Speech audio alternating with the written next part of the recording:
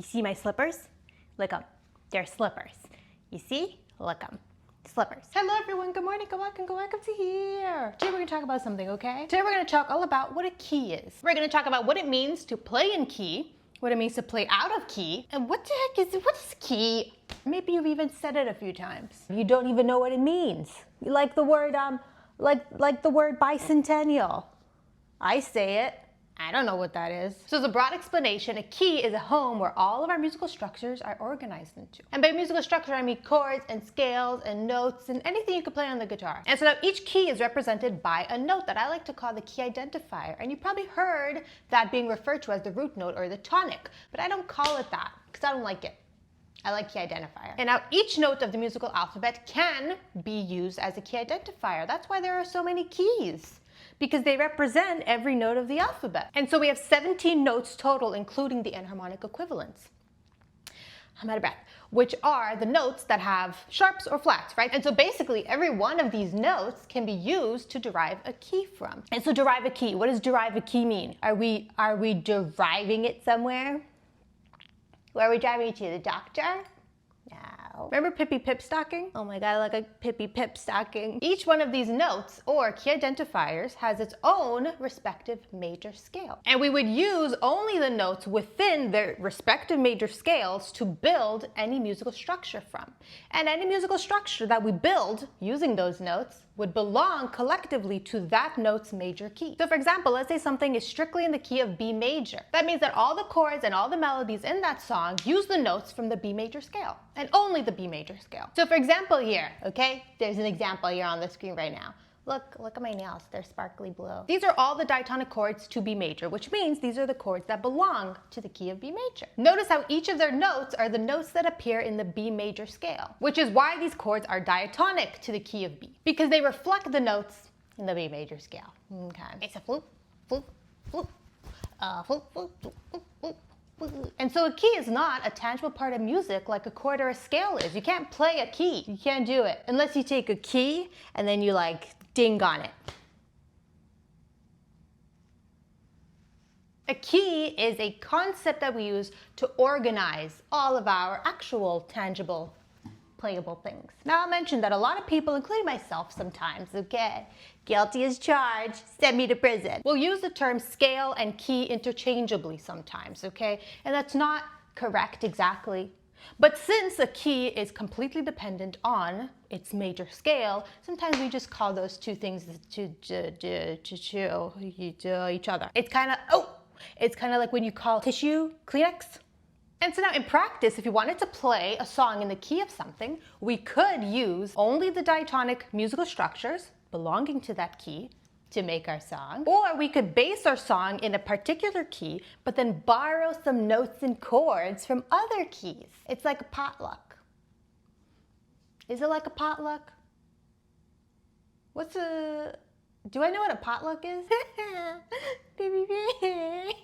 So for example, if we play a progression here in the key of C major, we could pick the chords C major, E major, and F major. But now, what if I want to add a D dominant 7 chord in the middle there?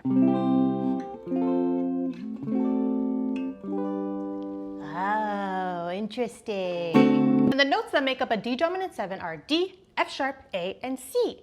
But notice how F sharp does not belong to the C major scale, which means this D dominant 7 chord is out of key. And that's fine, that's totally fine, you could do that. A lot of songs play chords and notes out of key, but it is out of key. I'm in a frou-frou shirt and some slippers.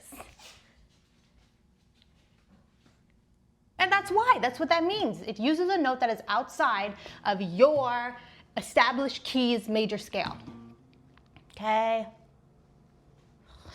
That's really what a key is, what it means to play in a key, what it means to play out of a key, what it means to have a key, what it means to hold a key, what it means to love a key. That's it, lesson's done. Everyone, class is over. Thanks for being here. Thanks for being so cooperative. Thanks for all the apples you brought me.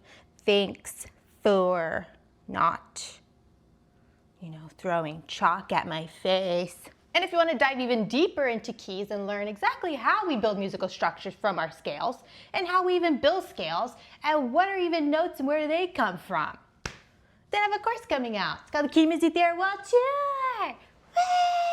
It's coming out March 1st, okay? And we go over the absolute fundamentals of how we build our musical structures, okay? And how we organize them into keys. Don't forget to subscribe, everyone, because at 5,000 subscribers, I'm gonna solve a Rubik's Cube on camera for the world to see. And you want story time?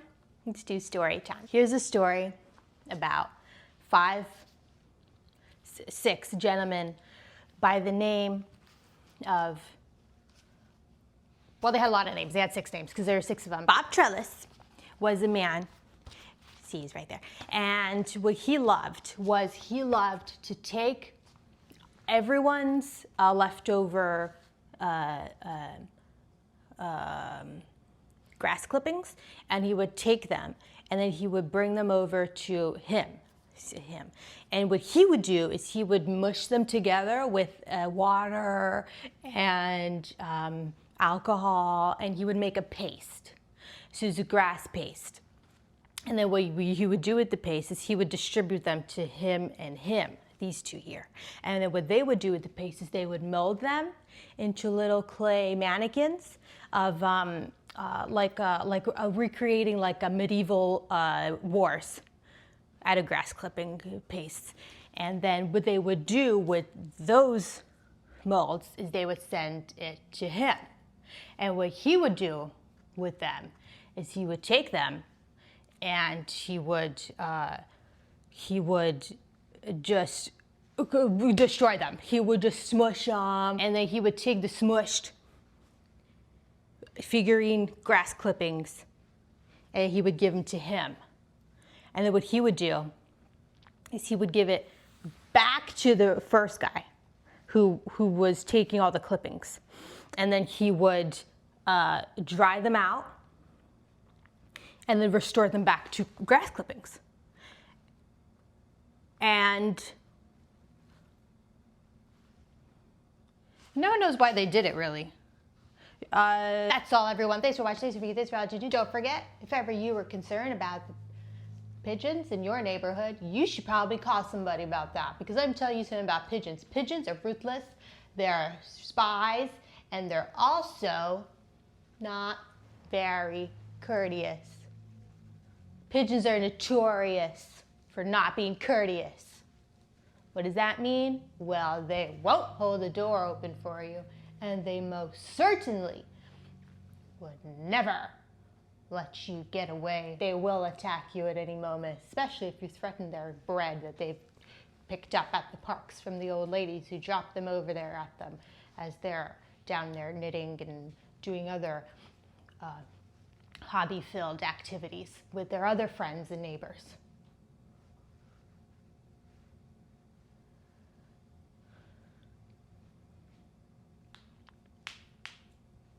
Jealous.